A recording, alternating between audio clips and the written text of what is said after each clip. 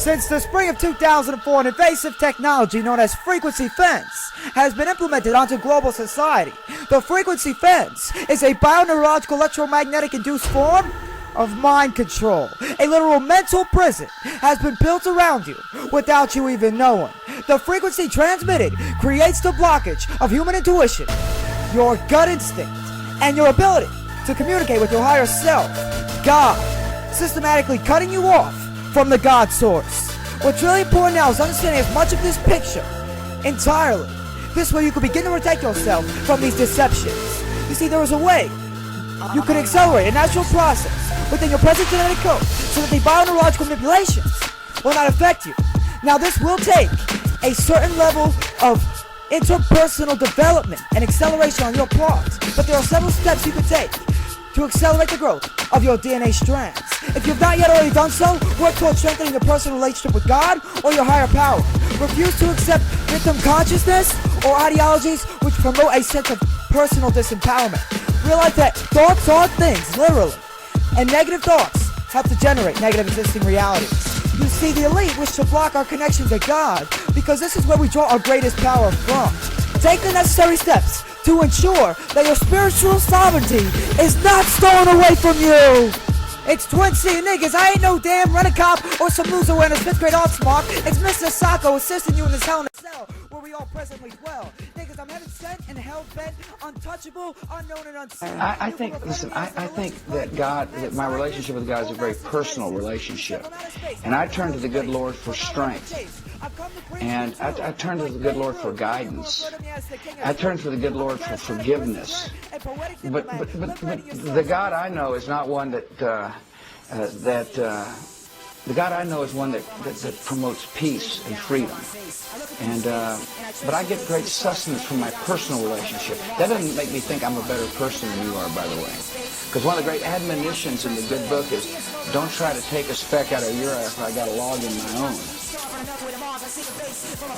Your beautiful eyes wrapped in all your beautiful lies. I despise you for that disguise you wore that underlied your beautiful eyes. And as more tears begin to pour, I watch them in the floor. And to my surprise, well, I think, first of all, most of you have supported a decision in Iraq. It's really what you're talking about is France, isn't it?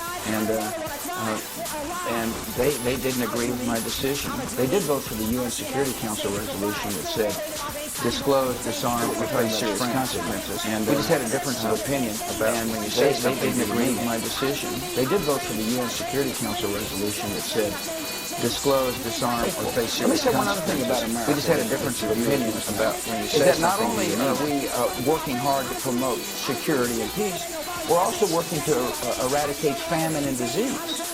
There's no more generous country on the face of the earth than the United States of America when it comes to fighting HIV/AIDS. As a matter of fact, it was my initiative that asked Congress to spend $15 billion over 5 years to battle this pandemic. No one can argue that the world is better off with Saddam Hussein, if Saddam Hussein were in power. But Mr. President, I don't like death either. I mean, you keep emphasizing the death, and I don't blame you.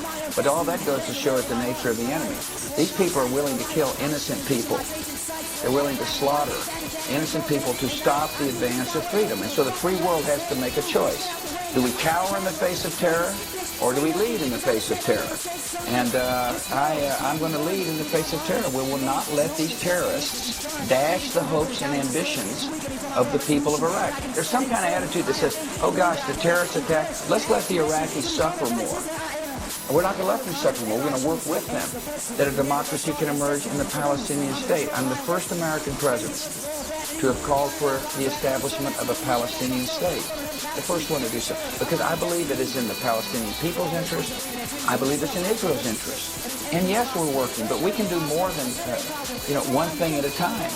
And we are working on the roadmap with the quartet to advance the process down the road. Like Iraq, the Palestinian and the Israeli issue, to me sounds like a reasonable, balanced approach.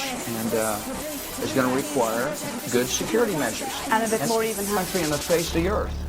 than the United States of America when it comes to fighting HIV/AIDS. As a matter of fact, when it comes to fighting HIV/AIDS. As a matter of fact, it was my initiative that asked Congress to spend $15 billion over 5 years to battle this pandemic.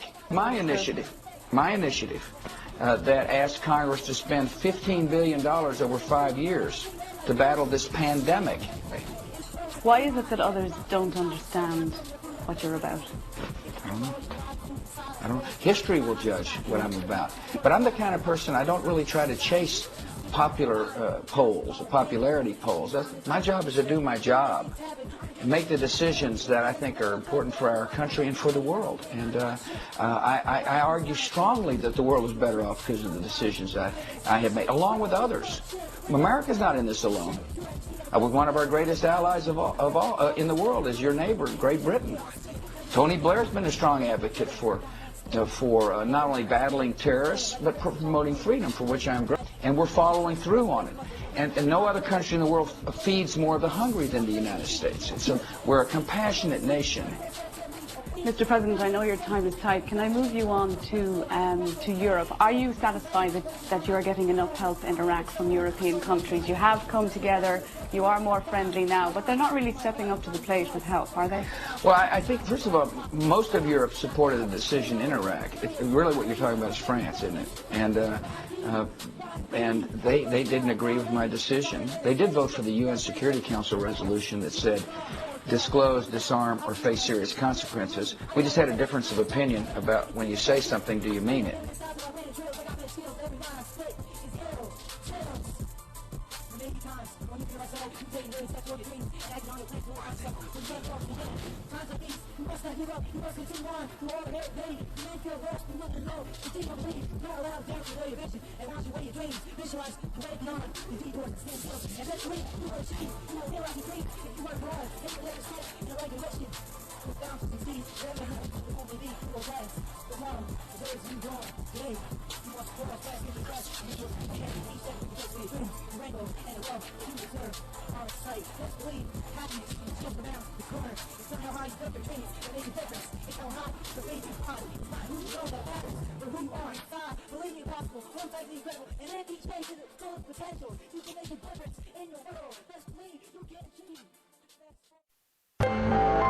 Again, we keep driving through the night.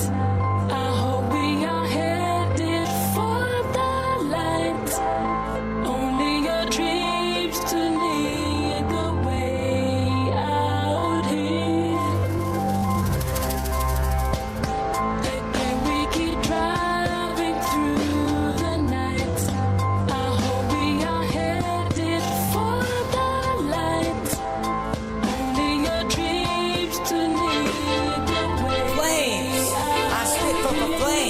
Flavor Flav, ionosphere, iconic waves. I ain't a slave, I'm unashamed.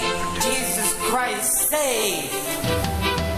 Flesh and soul intertwined, rhyming until the end of time, which is now. Interdimensional township, blissful insurrection of the Lord's will, being filled, more thrilling than mad pills. All I see through the mesh is MCs burning on fire, burning flesh, rather smelly like my dry come from the telly. Nigga, you can't see me, I'm the Wonder Man, and you're Stan. Wham, ba-ba-bam! All you see is gun smoke, nigga, you a joke, take my